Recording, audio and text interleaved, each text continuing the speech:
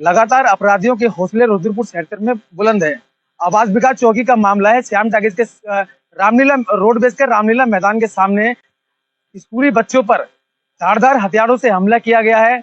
हमारे साथ विश्व हिंदू परिषद के लोग हैं, उनसे जानेंगे कि पूरा मामला क्या था। क्या पूरा मामला था? आप वहां मौके पर थे, क्या पूरा मामला?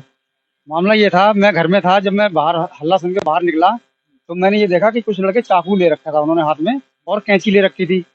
तो मैंने देखा कि स्कूल से बच्चे पढ़ के आ रहे थे, उनका कुछ विवाद हुआ होगा आपस में। तो मैंने उनसे कहा, भाई ये क्या मामला है, भाई चलो भागो यहाँ से। सबको मैंने हटा दिया, सबको अलग अलग कर दिया। सब लोग अपने घर चले गए। मैंने उसके बाद मैंने चौकी फोन भी किया। मैंने कहा, मैडम जो है ऐसे ऐसे कुछ चाकू वाकू लड़के निकाले थे और मैंने भगा दिए हैं, वो चले गए हैं। मैंने कहा हो गया, बस ठीक है। उसके बाद में मुश्किल से 20 मिनट, 15-20 मिनट या 25 मिनट हुए होंगे।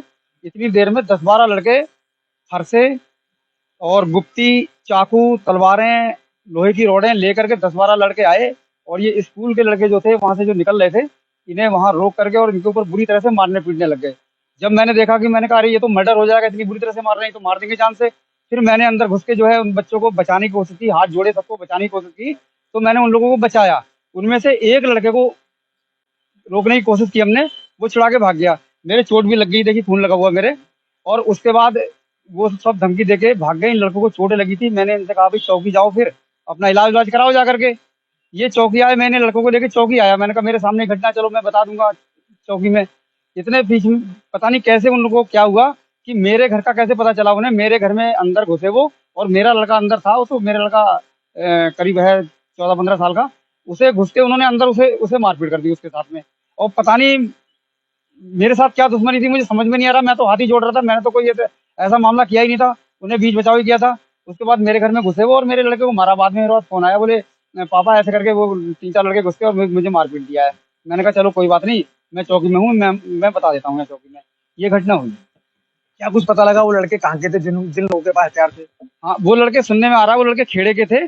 और उनमें से एक लड़का जो उसमें मौके पे पकड़ लिया था, उसने कुछ नाम भी बताए हैं, लेकिन वो चला गया। पता नहीं क्या नाम था, उसने बताए हैं, 2-3 नाम लिखे हुए हैं। अब वो, अब जांच का विषय है। अभी पुलिस, अब तक पुलिस ने क्या कार्रवाई की है? पुलिस कह रही है ठीक है, अगर वास्तव में ऐसा हुआ है और ऐसा हुआ है तो कह रही है हम ठीक है, मुकदमा लिखेंगे उनके खिलाफ।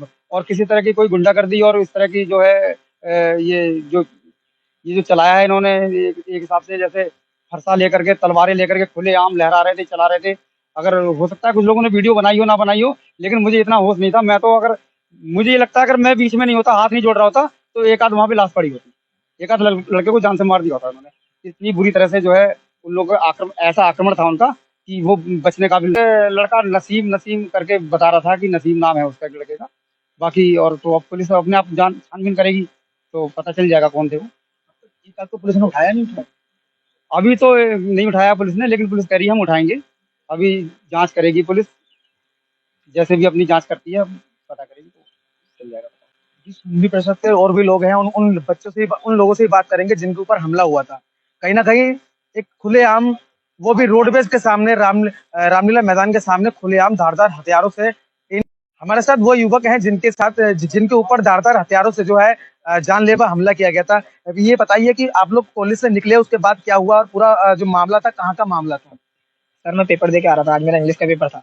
और एक लड़की थी, तो पूछा आपका पेपर इंग्लिश का कैसा गया है, बस इतना पूछा। उन्होंने कहा अच्छा, वो आगे चली गई। फिर 2 लड़के बहुत टाइम से मेरा पीछा कर रहे थे और मैं उन्हें जानता भी नहीं, ना देखा है कभी। तो उन्होंने आगे बोला कि तू लड़की से कैसे बात कर रहा है, ये मेरी मतलब कुछ लगती है, जीएफ जो भी है बताया उन्होंने। तो मैंने कहा भाई मैं माफ करता हूँ, मैं माफी मांगता हूँ, अगर बात करी हो तो वैसे फ्रेंड है वो मेरी, आप पूछ सकते हो उससे, कोई दिक्कत नहीं है। लड़की हाँ बोलेगी तो कोई दिक्कत नहीं होगी ना।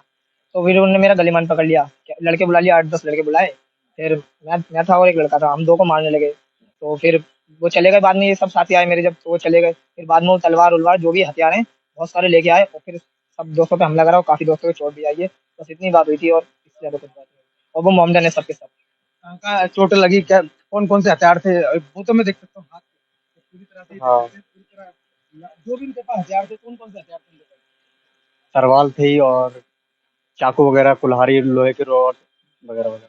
कहाँ का मामला था, कौन सी जगह का मामला था? ये है शॉपर स्ट्रीट के पास में।